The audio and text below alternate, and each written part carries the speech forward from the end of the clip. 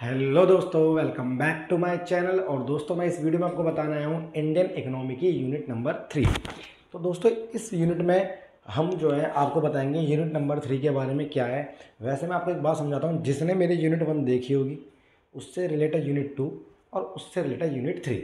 जैसे कि पूरा कॉन्सेप्ट इसका मैं दोबारा फ्लैशबैक करना चाहूँगा कि ऐसे है 1947 में जब देश आज़ाद हुआ था।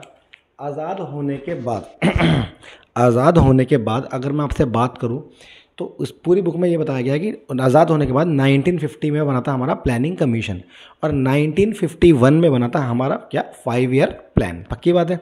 तो उसके बारे में इंफॉर्मेशन दी गई थी। अब उससे क्या फ़ायदे हुए, क्या नुकसान हुए, उसके बाद क्या बना, इन सब चीज़ को मिला के आपकी बुक बनी है बहुत आराम से। तो बहुत ही बेफिक्र होकर वीडियो देखो, आराम से पास हो जाओगे, ठीक है, बल्कि नंबर भी ले आओगे। तो स्टार्ट करते हैं इस वीडियो को। पहला टॉपिक है आपका कि आखिर 1951 में जो हमारा 5 ईयर प्लान बने थे वो लॉन्ग टर्म ऑब्जेक्टिव क्या थे। तो हमारा पहला लॉन्ग टर्म ऑब्जेक्टिव था मॉडर्नाइजेशन। क्या बोलोगे आप? मॉडर्नाइजेशन। मतलब कि ये लॉन्ग टर्म ऑब्जेक्टिव थे प्लानिंग के टाइम पे। तो कौन कौन से थे? तो पहला है मॉडर्नाइजेशन। क्या बोलोगे? मॉडर्नाइजेशन। मॉडर्नाइजेशन का मतलब होता है देश के अंदर आप जो पुरानी टेक्नोलॉजी से काम कर रहे हो उसकी जगह पे आप नई टेक्नोलॉजी से काम करो। किससे काम करो? नई टेक्नोलॉजी से काम करो। इससे फ़ायदा क्या होगा? जब आप नई टेक्नोलॉजी से काम करोगे तो पहला फ़ायदा तो आपका ये है कि आप थोड़ा जल्दी काम करोगे, आपकी कॉस्ट कम लगेगी और ज़्यादा से ज़्यादा प्रोडक्शन आप प्रोवाइड करवा सकते हो, टाइम बचेगा। तो इसका मतलब प्लानिंग में पहला ऑब्जेक्टिव रखा गया कि अगर देश के अंदर प्रोडक्शन होगा तो हम क्या करेंगे, उसको मॉडर्नाइजेशन तरीके से, नए नए तरीक़ों से करेंगे। ठीक। Second point, self reliance. अब सेल्फ रिलायंस का मतलब ये होता है कि नई टेक्नोलॉजी के चक्कर में आप ये नहीं विदेशों से इंपोर्ट कर रहे हो टेक्नोलॉजी या विदेशों से सहायता ले रहे हो, नहीं। अगर आपको कुछ भी ऐसा करना है तो आप अपने देश के अंदर इन्वेस्ट करो, देश के अंदर सेव करो, अपने आप निर्भर रहो, आत्मनिर्भर बनो। इसका मतलब था आपका सेल्फ रिलायंस, कि आप अपने देश पे डिपेंड हो, दूसरों पे डिपेंड मत हो। इसका रीज़न था हमारा एक सिस्टम बनाना जिसका नाम था इम्पोर्ट सब्सटीट्यूशन, आयात प्रतिस्थापन। इसका मतलब क्या होता है कि विदेशों से जो व्यक्ति हम बहुत सारे लेन देन कर रहे हैं इस पर बाउंडेशन लगा देना। इसे क्या बोलते हैं हम? Import substitution. वो इसका ही कॉन्सेप्ट था। नेक्स्ट, इकोनॉमिक ग्रोथ, कि देश के अंदर आप जीडीपी बढ़ाओ। जीडीपी बढ़ेगी तो ये नहीं सिर्फ इस साल बढ़ गई, आपको कंटिन्यूसली लगातार आपको क्या करना है, देश में जीडीपी को बढ़ाना है। इसका मतलब होता है जीडीपी ग्रोथ या फिर economic growth. Economic growth GDP growth में अंतर है, वैसे मैं आपको साफ बताऊं तो, लेकिन हमारी इकोनॉमी चाहिए थी कि हमारा इकोनॉमिक ग्रोथ हो। ठीक। Next, equity. इक्विटी का मतलब होता है हमारे देश के अंदर पुअर कैटेगरी और रिच कैटेगरी के बीच के डिफरेंस को कम करना। क्योंकि अगर हमारे देश के बीच में अब पुअर और रिच के बीच में डिफरेंस अगर ज़्यादा ही रहेगा तो जो भी बेनिफिट होंगे वो सिर्फ किसे मिलेंगे? रिच को मिलेंगे, सीधी सी बात है। तो इसलिए बोला गया आपको इस पर ज़्यादा से ज़्यादा ध्यान देना है। तो दोस्त, ये थे आपके वो ऑब्जेक्टिव जिसको ध्यान में रख के हमने लॉन्ग टर्म ऑब्जेक्टिव बनाया कि देश को भाई डेवलप करना है, ये काम तो करना पड़ेगा। फिर बात ये आती है कि ये बताओ, जब हमने ऐसा सोचा तो हमारी इकोनॉमिक प्लानिंग फेल क्यों हो गई? क्या कारण था फेल होने का इकोनॉमिक प्लानिंग का? तो पहला पॉइंट लिखा है इन्होंने, स्टैंडर्ड ऑफ लिविंग, कि इस कॉन्सेप्ट को अपनाने के बाद लोगों के लिविंग स्टैंडर्ड में कोई भी चेंज नहीं आया, जिसकी वजह से हमको क्या करना पड़ा, इसको फेल घोषित करना पड़ा। Next, inflation. भारत के अंदर भाई इस कॉन्सेप्ट के अकॉर्डिंग पब्लिक सेक्टर को बहुत ज़्यादा पूछ दी गई थी। मतलब देश के डेवलपमेंट में किसका कंट्रीब्यूशन था? पब्लिक सेक्टर का, मतलब गवर्नमेंट सेक्टर का। जिसके कारण तुम्हें पता ही है उस पहले ज़माने में उनका जो है परफॉर्मेंस कैसी रहा करती थी। तो सीधी सी बात है, पहले ज़माने में इसके कारण इन्फ्लेशन, मुद्रास्फीति, महंगाई बहुत ज़्यादा हो गई थी, जिसकी वजह से ये हमारी जो 5 ईयर प्लान थे क्या हुए? फेल हो गए। Next, unemployment. भारत में एम्प्लॉयमेंट के बारे में तो सोचा गया 5 ईयर प्लान में, लेकिन चाह के भी उतनी अच्छी मैन पावर प्लान नहीं कर पाए, जिसकी वजह से ये फेल हो गई। Next, less growth in agriculture. पूरे 5 ईयर प्लान में हमने मॉडर्नाइजेशन करने की सोची, लेकिन फिर भी उसका इम्पैक्ट हम एग्रीकल्चर सेक्टर में ज़्यादा नहीं दे पाए। Next, inequality in industry and INW बोले तो एक तरीके से इनकम एंड वेल्थ। तो हम बोलना चाहते हैं कि इनइक्वालिटी, भारत के अंदर 5 ईयर प्लान में इक्विटी रखा गया था, उसके बावजूद भी आज तक भी हमारे देश में इनकम और वेल्थ लोगों के बीच में बहुत ज़्यादा अंतर है। पक्की बात है। Next, inefficient administration. उस समय सारी पावर सरकार को देने के कारण जो सारी पावर थी वो किसके पास थी? गवर्नमेंट के हाथ में, और वो चलाते थे अपनी, बहुत ढीला काम देना। पहले ज़माने में एक एग्जांपल दिया करते थे कि अगर आपको एक सिम भी लेनी है तो पता नहीं कितने महीनों के लिए आपको लाइन में लगना पड़ता था। तो ये क्या था? बैड एडमिनिस्ट्रेटिव, है ना, जो पहले बहुत बेकार था, मतलब एक अच्छा प्रशासन पहले नहीं था। लो कैपिटल फॉर्मेशन, लोगों का इन्वेस्टमेंट का लेवल बहुत लो था, क्योंकि आज के ज़माने में लोग क्या इन्वेस्टमेंट प्राइवेट भी बहुत ज़्यादा कर रहे हैं। पहले ज़माने में पावर किसके हाथ में थी? गवर्नमेंट के हाथ में। तो इस कारण हम कहते थे बहुत पीछे थे। तो यहाँ तो कोई डाउट तो नहीं है। अगर आपसे कोई पूछता है कि हम बताइए इकोनॉमिक प्लानिंग में फेलियर क्यों हुए, तो ये इसके कारण थे।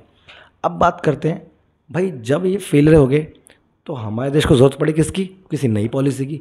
तो नई पॉलिसी को बनाने के कारण क्या थे, आप ये भी लिख सकते हो। और साथ में अगर मैं थोड़ा अलग से पढ़ाऊँ तो वो भी लिख सकते हो। जैसे फिस्कल इम्बैलेंस, हमारे 5 ईयर प्लान के निराशाजनक वर्क के कारण भारत में जो भारत का फिस्कल डेफिशिएट था, सरकार का घाटा था, वो लगातार बढ़ता जा रहा था, जिसकी वजह से हमें जरूरत किसकी पड़ी?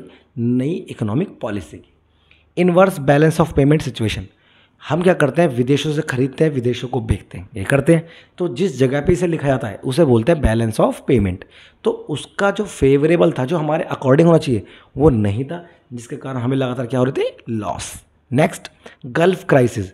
गल्फ क्राइसिस को बोलते हैं हिंदी में खाड़ी संकट। विदेशों से जब हम, मतलब मेरा कहना तो है, जो हम खाड़ी देशों से पेट्रोल या और क्रूड मंगवाते हैं, तो भारत ने तो विदेशों से काम करना बंद कर रखा था, क्योंकि हमारे यहाँ क्या लग रहा था? Import substitution. तो इसके कारण हम विदेशों से, विदेशी मुद्रा कम होने के कारण विदेशों से लेन देन नहीं कर पा रहे थे, जिसकी वजह से भारत में हो गया था खाड़ी संकट। Next, slow economic growth. इस 5 ईयर प्लान के कारण भारत की इकोनॉमी की ग्रोथ बहुत स्लो गई थी, जिसका कारण क्या था? पब्लिक सेक्टर के पास में पावर होना, प्राइवेट लोग कुछ कर ही नहीं रहे थे ज़्यादा। तो जिसके कारण भारत की जो विकास की स्पीड थी वो काफ़ी क्या हुई? स्लो। नेक्स्ट, इन्फ्लेशन, महंगाई। महंगाई का कारण क्या है? सिर्फ पब्लिक सेक्टर पे डिपेंड होना। अगर आज भी हम सब काम का वर्कलोड कम कर दें, हम गवर्नमेंट पे छोड़ दें, तो नहीं होगा मेरे भाई, सबको कंट्रीब्यूशन करना पड़ेगा। Next, deficiency of foreign exchange. Bharat में विदेशी करेंसी की कमी के कारण भी हमारे देश में क्या होने लगा था कि एक तरीके से न्यू इकोनॉमिक पॉलिसी की ज़रूरत पड़ी। और जब हमारे को ये सब पॉइंट दिखे तो हमने भारत में बनाई न्यू इकोनॉमिक रिफॉर्म्स, नई आर्थिक नीति। सन 1990 में हमें फील हुआ, 1990 में ये फील हुआ कि भारत की कंडीशन बहुत ख़राब हो रही है। उसको देखते हुए सन 1991 में भारत ने बना दी न्यू इकोनॉमिक पॉलिसी, नई आर्थिक नीति, जिसके 3 हिस्से थे: लिबरलाइजेशन, प्राइवेटाइजेशन एंड ग्लोबलाइजेशन। उदारीकरण, निजीकरण और वैश्वीकरण। अब हम इनके बारे में पढ़ते हैं एक एक करके, क्योंकि पेपर में बहुत ज़रूर आती है।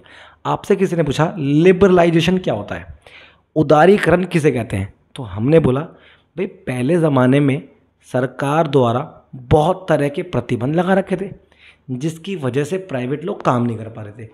तो सरकार ने, मतलब 1991 में डॉक्टर मनमोहन सिंह जो फाइनेंस मिनिस्टर थे उस टाइम के, उन्होंने फैसला लिया कि भाई हम अपने देश में एक नया सिस्टम बनाएंगे, जिसका नाम क्या रखा गया? एलपीजी। तो उसमें एल फॉर लिबरलाइजेशन, उदारीकरण का मतलब होता है सरकार ने जो पहले बहुत सारे बाउंडेशन लगा रखे थे, उन बाउंडेशन से अपने देश को कर दो मुक्ति। तो इसके इस कॉन्सेप्ट को बोला जाता है liberalisation. Liberalisation means freedom from all boundation imposed by government is called liberalisation. जब सरकार द्वारा जो पहले नियम कानून प्रतिबंध लगा रखे थे, उनसे मुक्ति देने को हम क्या कहते हैं? उदारीकरण। ये तो बहुत सिंपल है। अब क्या हुआ भाई? उदारीकरण किस किस क्षेत्रों में हुआ? तो सबसे पहले हुआ उद्योगों में। कहाँ पे हुआ? उद्योगों में। कैसे? तो ये कहना चाह रहे हैं, उद्योगों की बात करूँ, इंडस्ट्री की बात करूँ, तो पहले इन्होंने क्या करा है? Abolition of industrial licensing. पहले ज़माने में लाइसेंसिंग और कोटा लगा रखा था हमारे देश में उद्योगों पे, कि बहुत सारे सेक्टरों को पे, उद्योगों पे लाइसेंस थी, काम करने के लाइसेंस चाहिए। तो सरकार ने क्या करा? केवल 5 चीज़ों को छोड़कर सबसे लाइसेंस हटा दिए। सिगरेट, शराब और अटॉनिक, जैसे मैं आपसे बोल सकता हूँ इम्यून बोल सकते हैं उसको शायद, जैसे मैं बोलूँ एटॉमिक एनर्जी बोल सकता हूँ मैं आपको, या अगर मैं प्रॉपर तरीके से बोलूँ तो आप ऐसे बोलना, लिकर जिसे शराब बोलते हैं, सिगरेट, केमिकल, ठीक है, हजार्डस गुड्स जिसे बोलते हैं, ठीक है। उसके बाद जो हमारे लिए डिफेंस इक्विपमेंट होते हैं वो हो गए। इन सब चीज़ों पे हमारे देश ने क्या लगा रखा है? बैन, कि इनको बैन मतलब सिर्फ लगा रखा है कि लाइसेंस, इनको करने के लिए आपको लाइसेंस की नीड पड़ेगी, अदरवाइज किसी काम के लाइसेंस नहीं चाहिए। दूसरा point, contraction of public sector. जो पहले पावर 17 सेक्टरों में थी उन्हें करके आज 2 कर दिया गया है। कितना कर दिया? 2। तो पहले ज़माने में कि अगर मैं बात करूं तो 17 सेक्टरों में पावर किसके पास थी? वो थी गवर्नमेंट के पास। अब वो कितनी कर दी है? 2।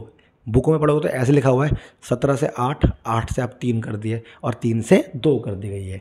तो ये पहले पावर जो गवर्नमेंट के हाथ में 17 सेक्टरों में थी वो कितनी कर दी गई? पहले 8, 8 से कितनी कर दी है? 2। नेक्स्ट फिर लिखा है कंसेशन इन MRTP।